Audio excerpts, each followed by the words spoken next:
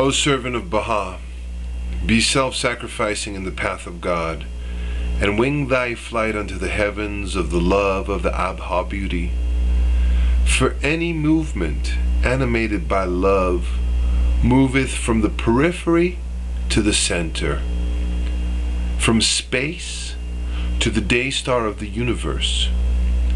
Perchance thou deemest this to be difficult, but I tell thee that such cannot be the case.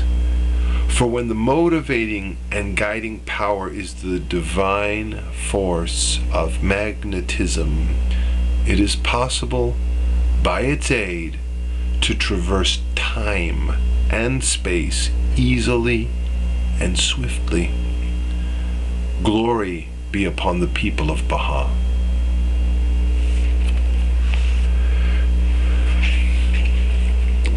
Thou hadst asked about fate, predestination, and will.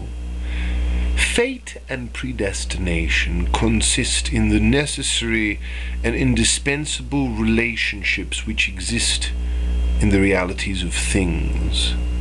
These relationships have been placed in the realities of existent beings through the power of creation, and every incident is a consequence of the necessary relationship. For example, God hath created a relation between the sun and the terrestrial globe, that the rays of the sun should shine and the soil should yield. These relationships constitute predestination, and the manifestation thereof in the plane of existence is fate. Will is that active force which controlleth these relationships and these incidents. Such is the epitome of the explanation of fate and predestination. I have no time for a detailed explanation. Ponder over this. The reality of fate, predestination, and will shall be made manifest.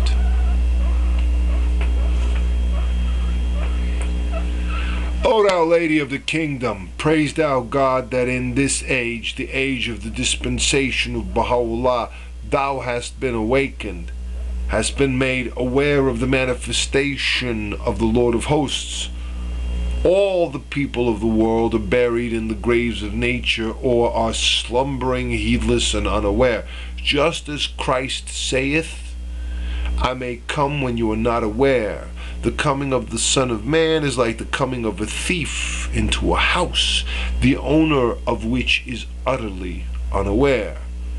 In brief, my hope is that from the bounties of Baha'u'llah, thou mayest daily advance in the kingdom, that thou mayest become a heavenly angel, confirmed by the breaths of the Holy Spirit, and mayest erect a structure that shall eternally remain firm and unshakable. These days are very precious. Grasp the present opportunity and ignite a candle that shall never be extinguished, and which shall pour out its light eternally, illuminating the world of mankind.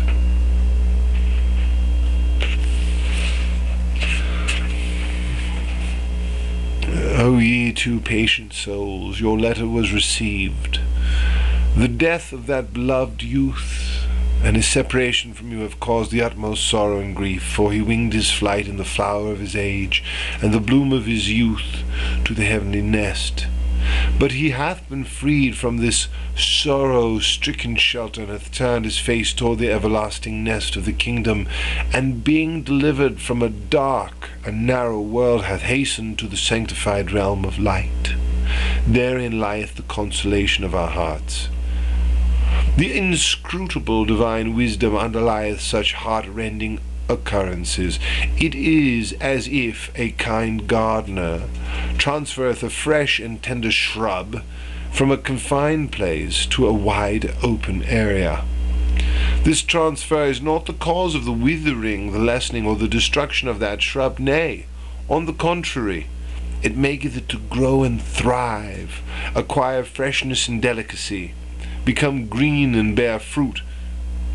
This hidden secret is well known to the gardener, but those souls who are unaware of this bounty suppose that the gardener, in his anger and wrath, hath uprooted the shrub.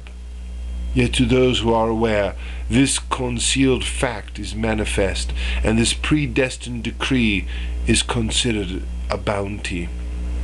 Do not feel grieved or disconsolate, therefore, at the ascension of that bird of faithfulness. Nay, under all circumstances, pray for that youth, supplicating for him forgiveness and the elevation of his station. I hope that you will attain the utmost patience, composure, and resignation, and I entreat and implore at the threshold of oneness, begging for forgiveness and pardon.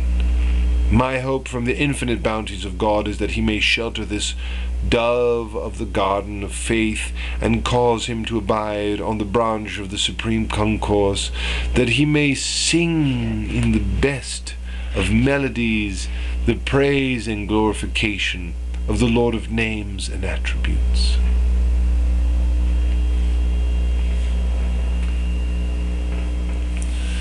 O thou seeker of the kingdom, thy letter was received. Thou hast written of the severe calamity that hath befallen thee, the death of thy respected husband.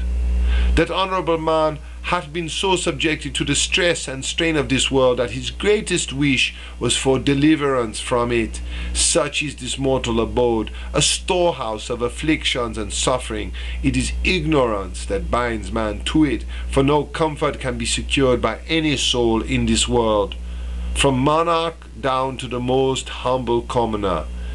If once this life should offer a man a sweet cup, 100 bitter ones will follow.